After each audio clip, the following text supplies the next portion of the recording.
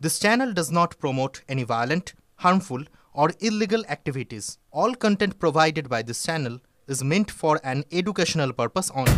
নমস্কার বন্ধুরা, যুদ্ধের পর কি ট্রাম্প চুপি চুপি ইরান আর চীনের সাথে এমন কোনো শিফটেড ডিল সেরে ফেলেছেন যেটা তার সবথেকে ঘনিষ্ঠ বন্ধু ইসরায়েলকেই দিয়েছিল ধোকা?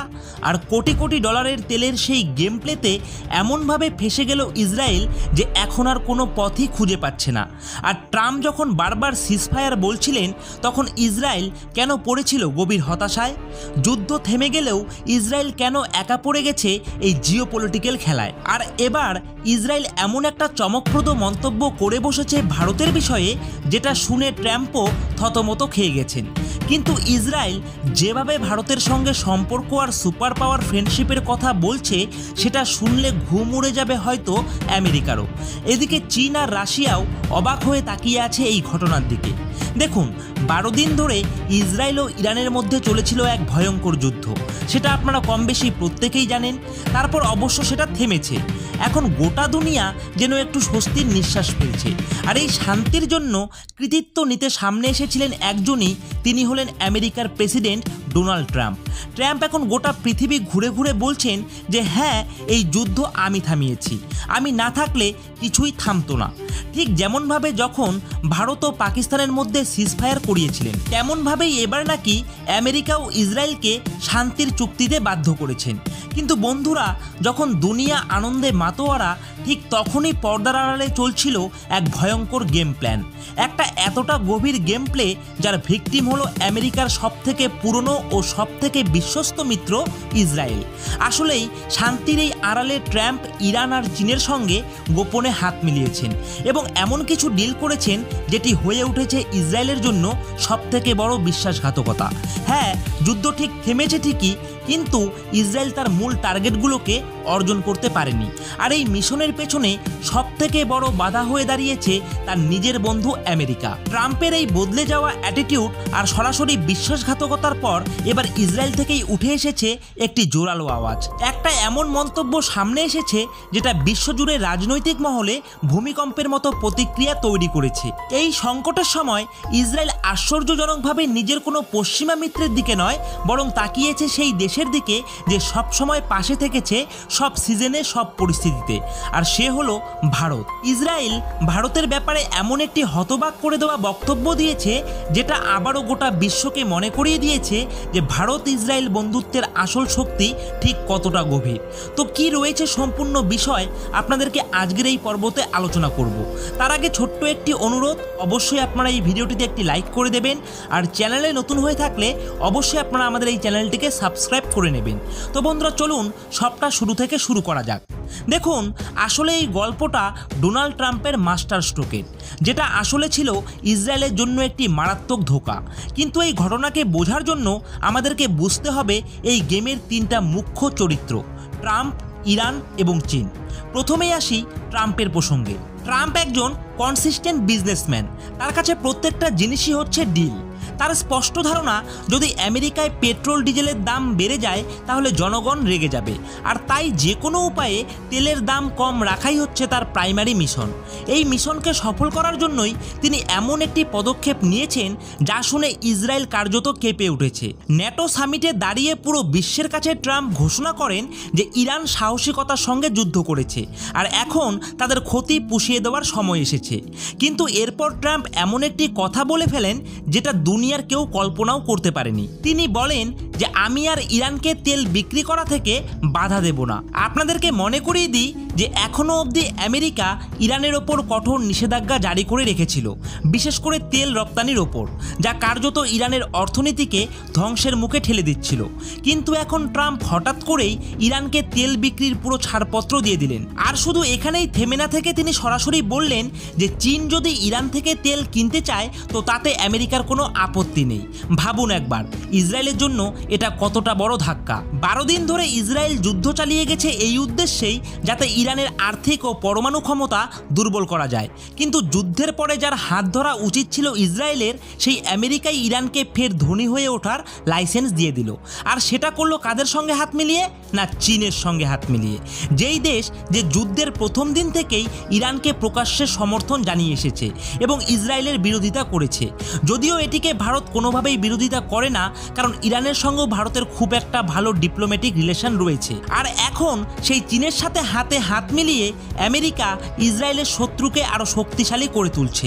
এত বড় কূটনৈতিক ইউটার্ন দেখে যে কেউ চমকে যাবে। পর্দার আড়ালে নিশ্চয়ই ট্রাম্প আর চীনের মধ্যে বড় কোনো সিক্রেট ডিল হয়ে গেছে। আর ট্রাম্প পেয়ে গেছে সস্তা তেলের নিশ্চয়তা, আর চীন পেয়েছে ইরানের মাটিতে নিজের প্রভাব বাড়ানোর সুবর্ণ সুযোগ। এই গোটা লুকানো ডিলে যদি কেউ হারলো তা একমাত্র ইসরায়েল। যুদ্ধের সমস্ত ক্রেডিট নিলেন ট্রাম্প, বিজয় উৎসব হলো ইরানের রাস্তায়, আর ইসরায়েল দাঁড়িয়ে রইল একা।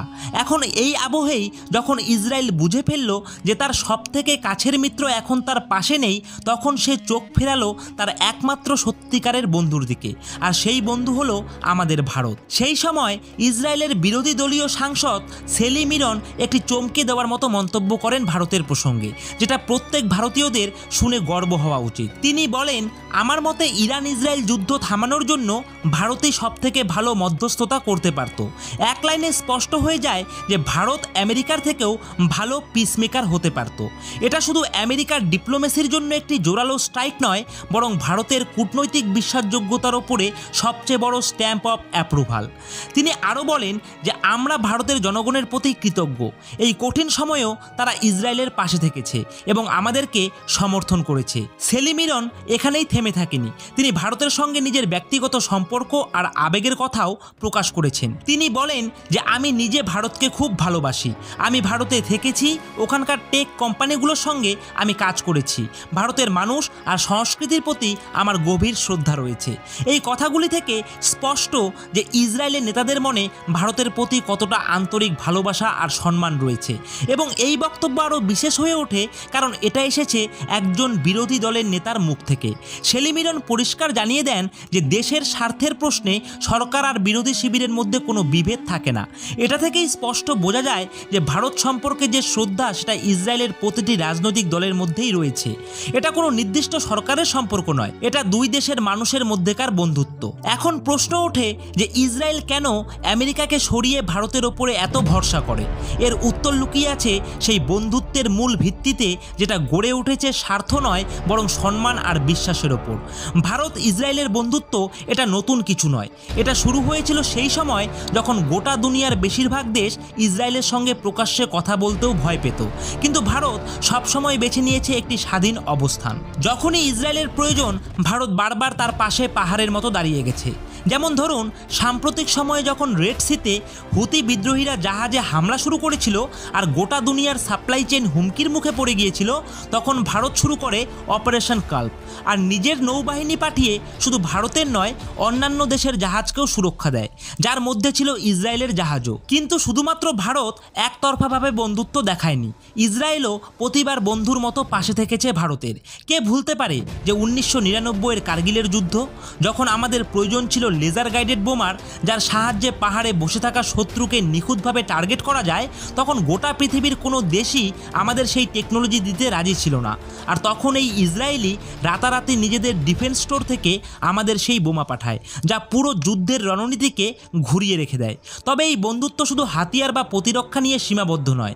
আজ ইসরায়েলের ড্রিপ ইরিগেশন টেকনোলজি বদলে দিয়েছে ভারতের লাখ লাখ কৃষকের জীবন। যেখানে একসময় কিছুই সম্ভব ছিল না, আজ সেই রুক্ষ মরুভূমিতেও ফলন হচ্ছে। চাষাবাদ হোক কিংবা ডিফেন্স, এগ্রিকালচার বা ইন্টেলিজেন্স শেয়ারিং, এমন কোনো ক্ষেত্র নেই যেখানে ভারত আর ইসরায়েল একসঙ্গে ইতিহাস গড়ছে না। এটি হলো ভরসা, এটি হলো সেই নিঃস্বার্থ বন্ধুত্ব যা আজ ইসরায়েলকে আমেরিকার চেয়ে ভারতের আরও কাছাকাছি এনে দিয়েছে। কারণ ইসরায়েল জানে ভারত এমন বন্ধু যে কখনো পেছন থেকে ছুরি মারবে না। ভারত আগে বন্ধুত্বের ধর্ম পালন করে, তারপর নিজেদের স্বার্থ দেখে। এবার আসুন সেই তুলনাটাও দেখি যেটা ইসরায়েলের সাংসদ সেলিমিরন করেছিলেন। তিনি বলেছিলেন, দেশের নিরাপত্তার প্রশ্নে আমরা সবাই এক। সরকার যা করেছে বিরোধী দলও তাতে পাশে থেকেছে। কেউ নিজের সেনার ওপরে প্রশ্ন তোলে না। কিন্তু আমাদের দেশে আমাদের সেনা যখন অপারেশন সিঁদুর চালিয়ে শত্রুকে তার ঘরে ঢুকে শিক্ষা দেয়, তখন কিছু লোক ভারতে বসেই তার প্রমাণ চাইতে শুরু করে। পরে তো পাকিস্তানের বড় বড় নেতারাও চিৎকার করে স্বীকার করেছে যে হ্যাঁ, ভারত আমাদের ভেতরে ঢুকে আক্রমণ করেছে, আমাদের এয়ারবেস উড়িয়ে দিয়েছে। তবুও এখানে ন্যারেটিভ বদলায়নি। এই ঘটনা বুঝিয়ে দেয় যে একটা শক্তিশালী দেশ শুধু অস্ত্র দিয়ে নয়, তারা আভ্যন্তরীণ ঐক্য দিয়েও তৈরি হয়।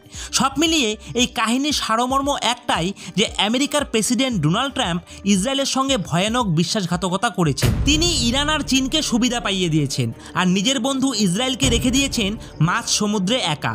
কিন্তু এই বিশ্বাসঘাতকতার আগুন থেকেই জন্ম নিয়েছে আরও একটি গভীর, এক অটুট বন্ধুত্ব ভারত আর ইসরায়েলের মধ্যে। ইসরায়েলের সেই বক্তব্য যে ভারত আরও ভালো মধ্যস্থতা করতে পারত, আসলে এই বার্তাটাই দুনিয়ার সামনে একটি বিশাল বড় বার্তা।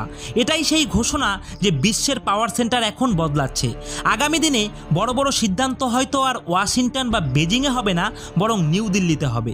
তাহলে কি সত্যি আমরা একটি নতুন যুগে প্রবেশ করছি, যেখানে পুরনো বন্ধুত্বের প্রতিশ্রুতি আজ ফাঁপা প্রমাণিত হচ্ছে আর ভারতই হয়ে উঠছে বিশ্বমিত্রের আসল সংজ্ঞা? বন্ধুরা, এই বিষয়ে আপনাদের কি মনে হয়? আপনাদের মতামত অবশ্যই জানান কমেন্ট বক্সে। আর যদি আজকের এই ভিডিওটি ভালো লেগে থাকে তাহলে অবশ্যই ভিডিওটিতে একটি লাইক করে দেবেন।